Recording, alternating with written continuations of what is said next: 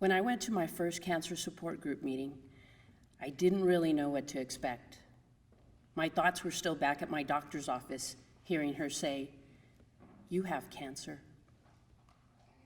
At the end of the meeting, we huddled together, and the facilitator said, "We're a great team." I thought to myself, I don't want to be a part of this so-called team. I never signed up. I didn't want to join, and I'm not even a big fan of the color pink.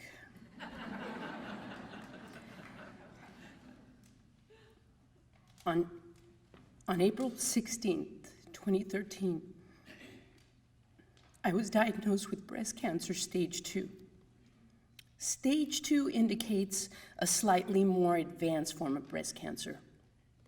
But thanks to God, it did not spread anywhere else in my body. I was going to have a tumor removed from my right breast, would need some bit of radiation, but ensuing results from an MRI and CT scan were not good. I had to make a decision, and scared as I was, I decided to have a double mastectomy. In going through the journey of being diagnosed with breast cancer, the thoughts and real images of not having any breasts on your body is surreal. I was at a newcomers meeting at a cancer support community, and I met a woman by the name of Judy. We were there filling out paperwork and being interviewed by the facilitator. Judy had already gone through a double mastectomy, but was not able to have the breast reconstruction at the time due to her type of cancer. To my surprise, she asked, "Would you like to see my scars?" I thought, seriously? At first, I was taken back and shocked, realizing that I was going to look like that in a few days. As I listened to her talk, she became so beautiful, almost like a queen of some sort. She spoke with such confidence and grace. I was so taken back, and in the end, I saw no scars. I am reminded that there is nothing wrong with me that I cannot give to God to be made right. Believe it or not, He sees us as perfect. The scripture in Song of Solomon, chapter 4, verse 7 says, "He exclaimed, 'Oh, my love, how beautiful you are. There is no flaw in you.'" I once heard God say, "There is no scar. You are beautiful to me. Even in your time of despair and what you see and view as ugly, I have seen you, my child, as beautiful." Believe me, I could not have made those words up. Then it all turned around, my second act. Now, there is no other team or group that I would rather be a part of. I am honored to be in the same room as these women up on the stage. I see things differently, and I believe a miracle happened, more like miracles.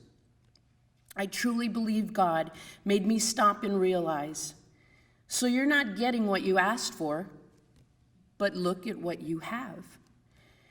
What I asked for was a phone call. A doctor on the other end saying, "Melinda Montoya, we are so very sorry. We made a mistake. You don't have cancer after all." What did I have when I really looked? The following. So many people helped me during my journey. My company, United Cerebral Palsy of Central Arizona, that I am so proud to be a part of, gave me such strong support. I was anonymously given over 150 hours of paid time off. Someone anonymously paid medical bills. Someone else paid my rent 1 month. Judy Gates, the mother of Cody Gates, who is one of my students, made t-shirts for me. My two sisters, Debbie and Minerva, traveled from New Mexico and stayed to care for me. Every morning they would wash me up, had my meds scheduled, drained my chest tubes, and yes, even wiped my behind. They weren't always perfect nurses.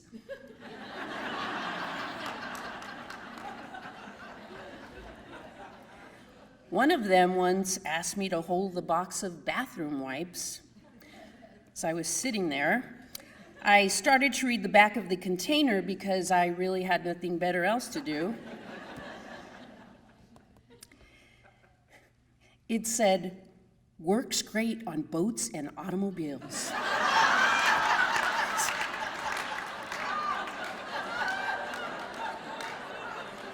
She grabbed the wrong box. They were cleaning wipes, not bathroom wipes. But they put their hearts into caring for me.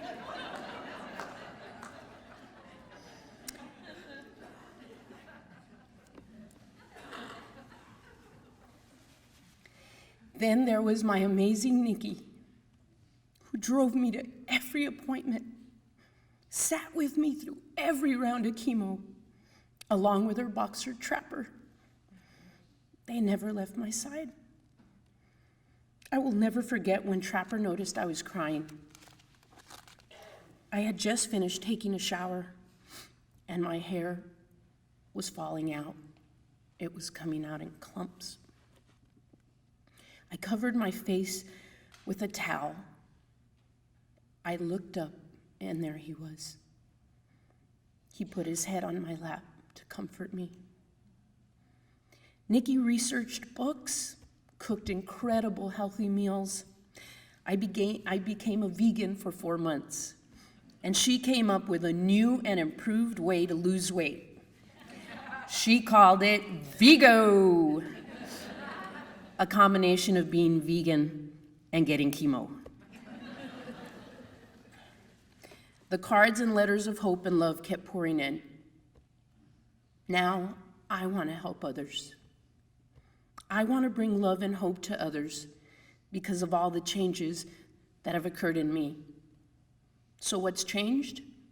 I'm doing things I never thought were possible, things I never could have imagined. First, my job changed. I was diagnosed with PTSD as a result of my cancer journey. It's not unique. It happens far more than people realize. It became very difficult for me to be a program lead in a special needs classroom where I spent my days. During one of my dark days, and I had many, the days that fear and questions about my life set in, the days that I hurt physically, I hurt mentally, and my heart was broken. I asked God, what do I do? I feel so lost. What do I do? And I heard back, what do your kids do? The kids that I supervised and taught all have special needs, from autism, Downs, cerebral palsy. They all have some form of disability. I thought of the kids that I had taught for over 10 years. I saw them running on the playground, laughing, smiling. They were living. Some of these children have permanent disabilities, but they were living. I believe they taught me to do the same. So my company created a new position for me. I am now working on training and becoming an instructor to help staff work better with the members we serve. I was given a new title. You know, my wonderful boss, Terry Weidman, came on board with us. She used the word compliance a lot. So much that at our staff meeting, I would think, if she says compliance one more time, I'm gonna stick a fork in my eye. The result, my new title is Program Compliance Specialist.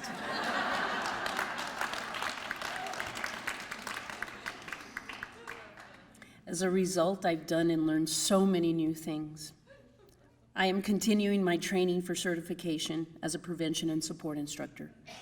I teach intervention emergency physical techniques to be used as a last resort in an emergency situation for my department. I am surprised because training for this class is physically demanding. It made me smile because I remember when I couldn't even lift my arms, when I cried uncontrollably, and I could barely walk. I am also a certified Article 9 instructor. I teach newly hired staff and those who need to be recertified about a law that was established through Department of Economic Security in the late 80s. The law has to do with the rights of those with disabilities. But my second act is so much more. I am a member of the Circle of Strength Cancer Survivors of Arizona.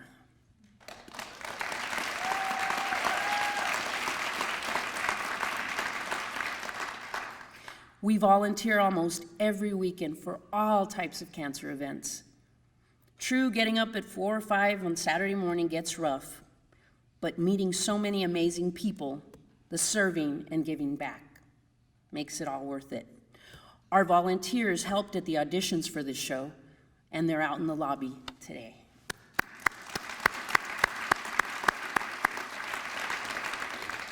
I was also asked to write about my journey with breast cancer for a chapter in a book. It was a dream come true for me.